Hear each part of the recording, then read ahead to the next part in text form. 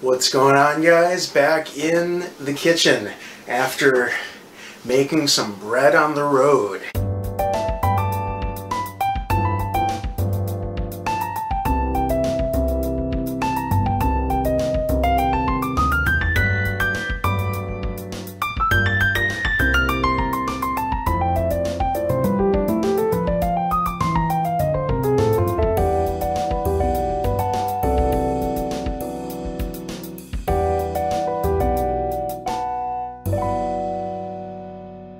I had a request for some chicken breast, and there are a lot of different ways to do it. So I'm going to spend the next couple episodes just sort of exploring chicken breast. Now, when you get chicken breast from the store, you're usually going to get it one of 4 ways, I guess. You can buy a whole chicken and butcher it yourself, which is not that hard to do, and I'm going to do a video on it in a couple videos. You could get any variation of skin on bone in chicken breast. So you could get that 3 ways. And then the styrofoam packing peanuts of chicken breast, boneless, skinless chicken breast. But this doesn't have to be boring. We're gonna make 2 amazing dishes with it that are just packed with flavor. First of all, you have the outside of the chicken breast, the sort of mounded side of the chicken breast, and the underside of the chicken breast. I haven't lifted these up yet, and it appears that they took the tenders out. You're going to find that a lot if you buy boneless, skinless chicken breasts, is that they don't contain the tender. If the tender was in here, it would just be this flap of muscle that you could very easily rip off. And if a grocery store has a hot food department as part of their deli department, usually they're going to take those off when they butcher the chicken to serve as chicken tenders. Sometimes you find them though, and it's important to know what you're looking for, because you can take those suckers off and freeze them. In a couple generations of chickens, you have enough for some chicken tenders. So we're going to leave one of these whole today, and we're going to pound out the other one. And the easiest way I find to pound one out is to stick it in the bag with some oil. Second breast, I'm going to preheat this skillet to about medium. You don't want it too hot. Chicken breast doesn't have a lot of fat, there's not a lot of moisture in there, and we don't want to absolutely fry our outside before the inside's done. In this pan beforehand, I cooked off some bacon. Everything's getting bacon today, so the bacon lives right here for now. And then I just drained off the fat into this container here, and I'm going to use some of it, and the rest I'm going to save because this is good fat to cook with. Salt and pepper on my chicken breast.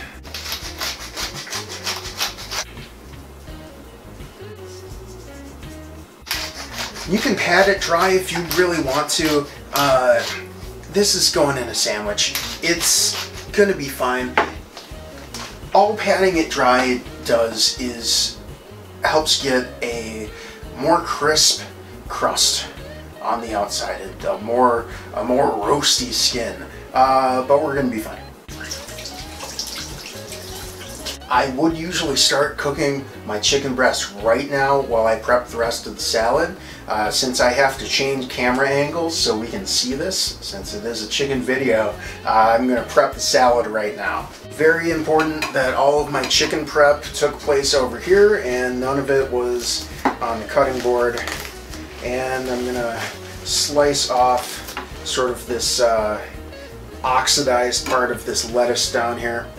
Some people swear by tearing lettuce, and that's a restaurant thing, and we don't always have to do restaurant things. In restaurants, we prep ahead as far as we can, and when you rip a lettuce leaf, you're ripping along the cellular walls. It's not going to oxidize as quickly as it does when you cut into it. Well, that's great for a 5-hour long service, but I'm not doing that. I'm eating this right now. So I'm going to cut it.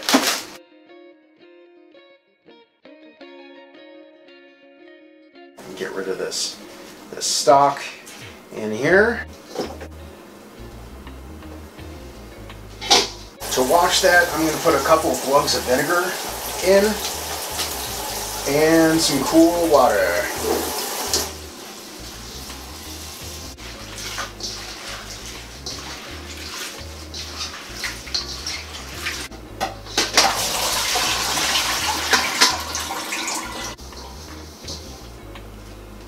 Get myself a big old towel, right back in the bowl. And if you don't have a salad spinner, which is really handy, put it in the towel.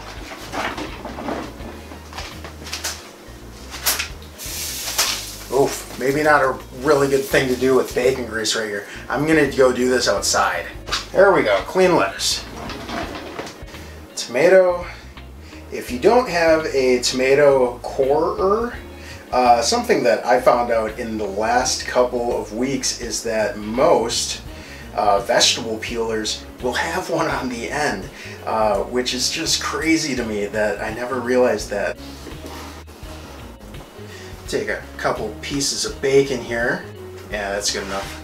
We have some blue cheese and our lettuce. The one thing that I'm missing is avocado, and I couldn't find an avocado that I wanted to eat, so I'd rather have no avocado than bad avocado. Same with tomato. Alright, I think we're ready to start cooking.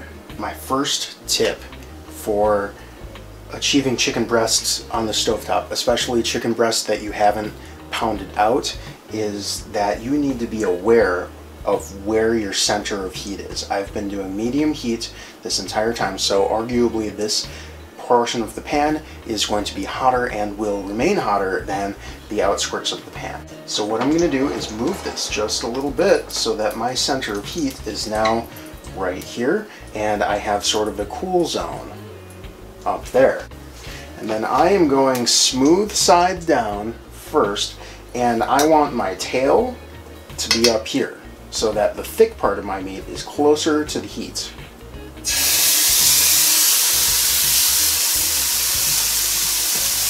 I'm gonna check it in like 4 minutes.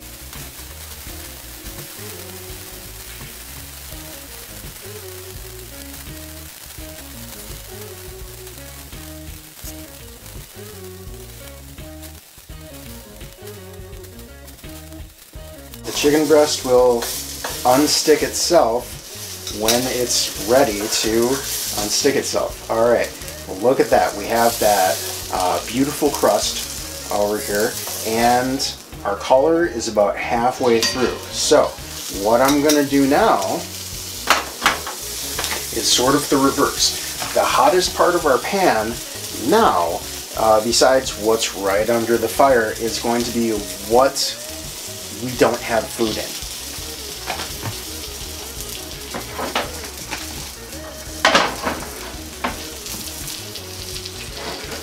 So, pick up a pan.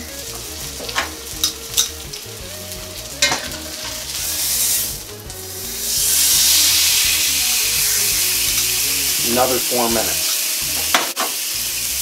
And I think that my method of doing this is, the larger my chicken breast, these are probably about 6 ounces, maybe 7. The larger my chicken breast, the longer I want to cook it over a lower heat.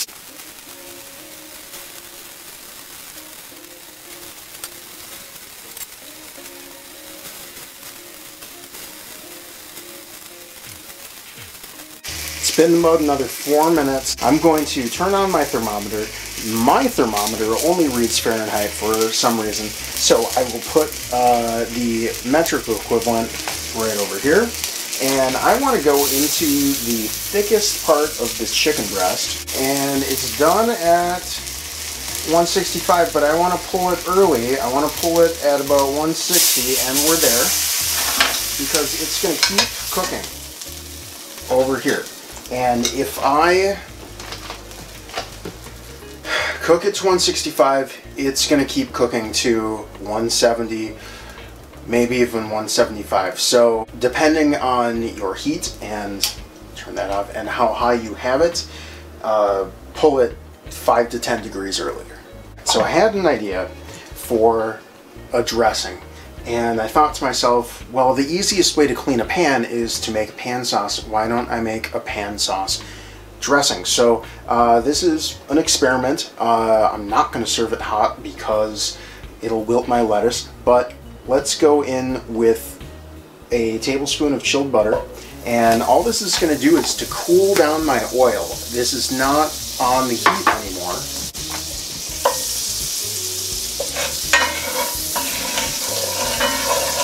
And what cooling down my oil a little bit will allow me to do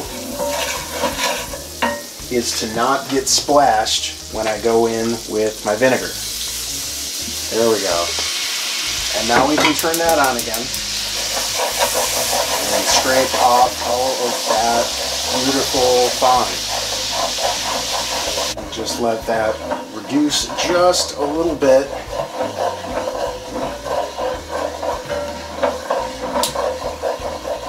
Kill the heat, because our goal is something a little more loose than a pan sauce.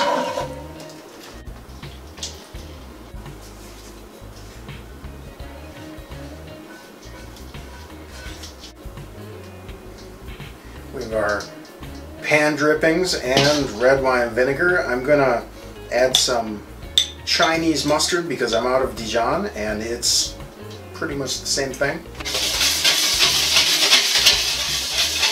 Remember that mustard binds our vinegar to our fats. And then I just have 3 tablespoons of chilled butter, and hopefully this will be enough to sort of imitate drizzling the oil in. We'll get that butter nice and hot, and it'll also serve to cool down the dressing.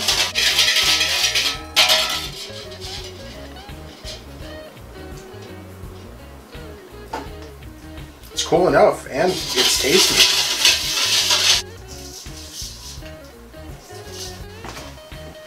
Maybe some fresh thyme.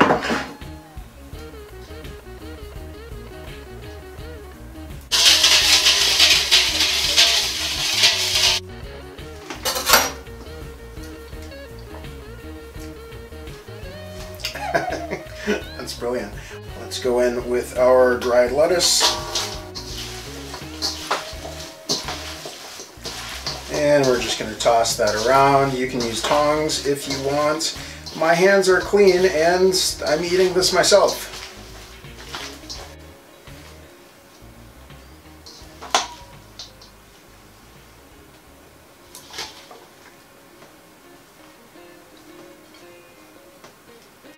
Cobb salads, they always do it in a line. I don't know if that has any historical significance or if it's just the cook showing off that they passed kindergarten and can draw a line, but I don't know if it's completely necessary.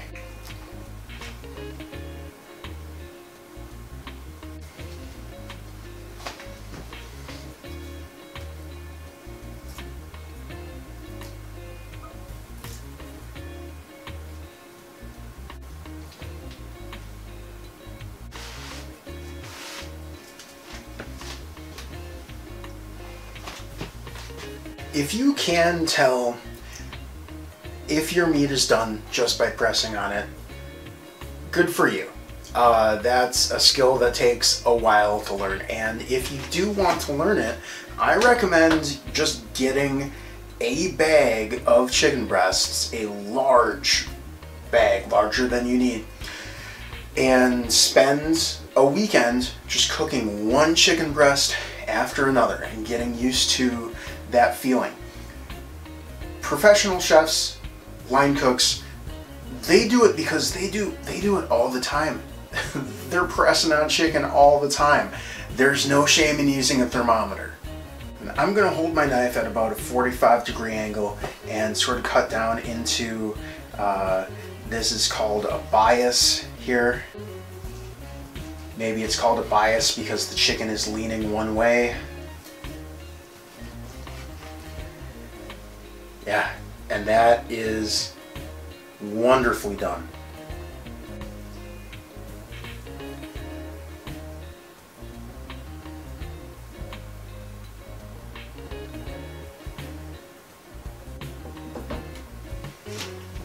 I'm gonna go in with just a little bit more of my thyme.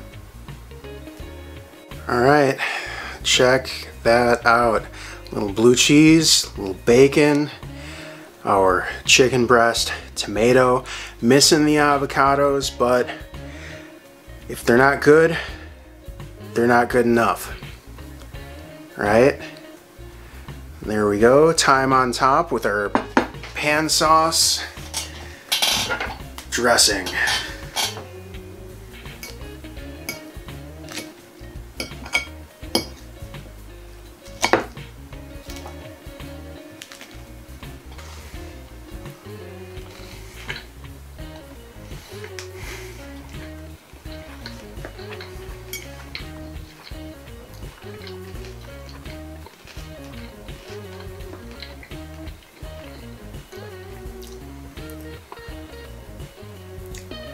That's ridiculous. That's so full of flavor.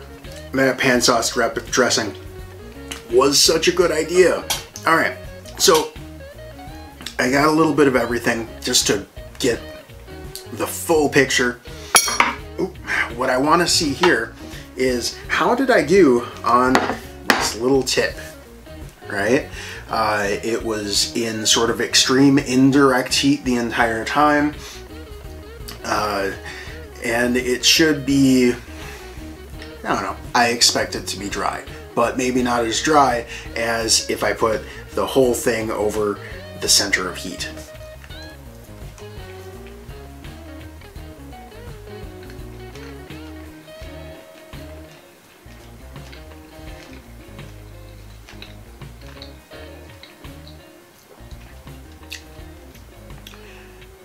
I wouldn't call that dry. Alright, just to sort of juxtapose what we did, let's taste this very center, the last thing to be completely done.